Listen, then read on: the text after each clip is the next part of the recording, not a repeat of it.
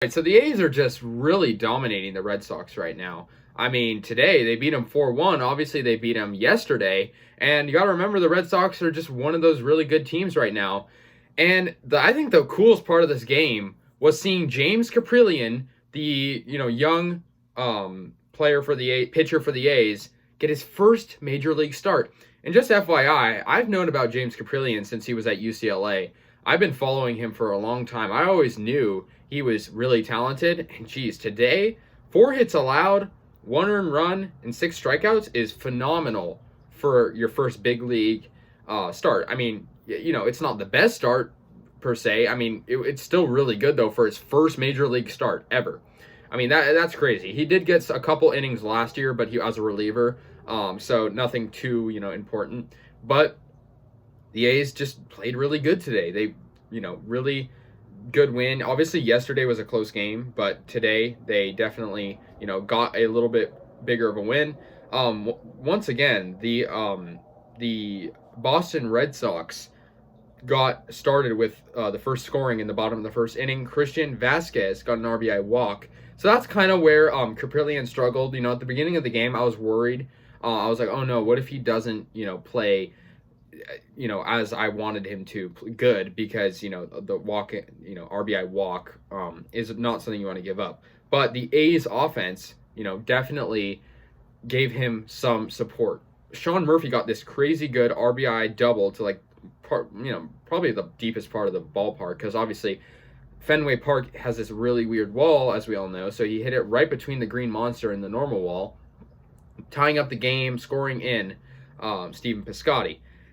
Then Jed Lowry got a pretty productive out. An RBI ground out in the 5th inning gave Oakland a 2-1 lead over the Boston Red Sox. And Elvis Andrus actually scored on a balk. The pitcher for Eduardo Rodriguez for the Boston Red Sox had a little bit of trouble with his foot placement, and the A's scored. And then to kind of put the nail in the coffin, Matt Olson crushed a ball off Eduardo Rodriguez, crushed it.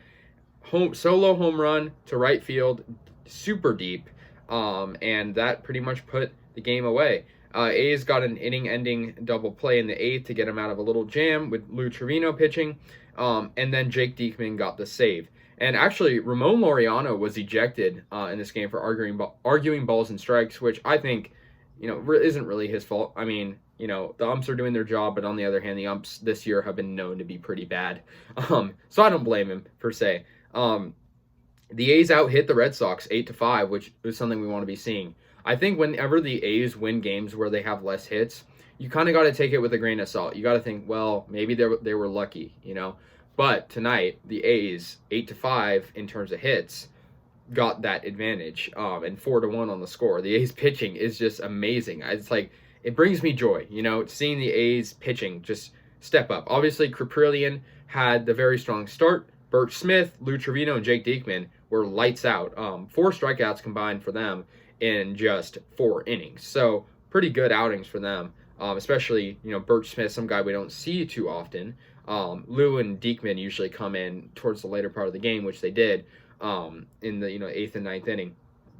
But great game. Player of the game in terms of hitting would be probably Matt Olson, because he got that really crazy home run.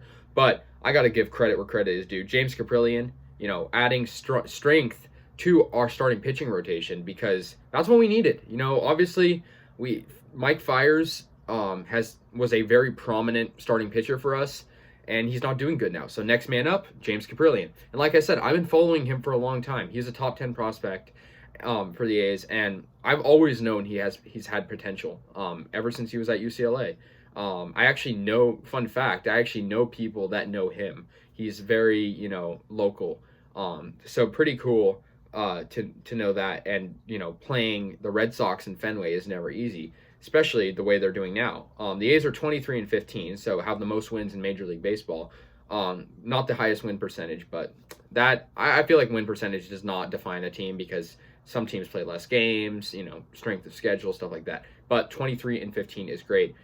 Sox are 22-16, so the A's move ahead of them. So let me know your thoughts, and let's go A's. Next game will be against Boston one more time. Let's go.